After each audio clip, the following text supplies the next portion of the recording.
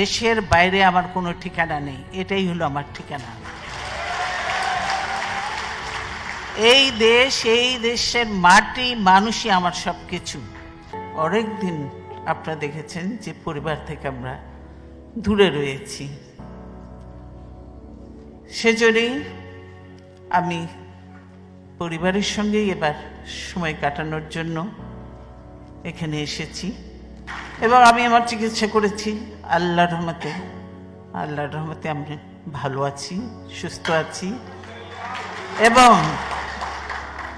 যদিও পরিবার তো বহুদিন পরে দেখা, কাজে তারা ছাড়তে চায় না,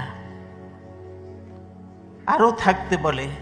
কিন্তু আপনারা প্রত্যেকে জানেন যে দেশের কি অবস্থা, এবং এই মুহূর্তে আমাকে দেশে যাওয়াটাও প্রয়োজন, সেজন্যই আমাকে যেতেই হবে।